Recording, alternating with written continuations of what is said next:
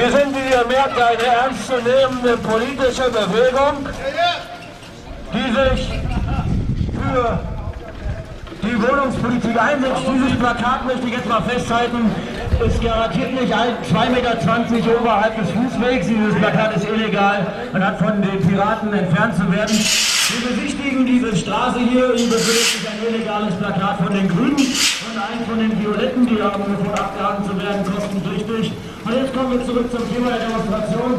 Dieses Thema wurde von den Parteien, die das Plakat hier wieder richtig aufhängen, verursacht, und das Thema heißt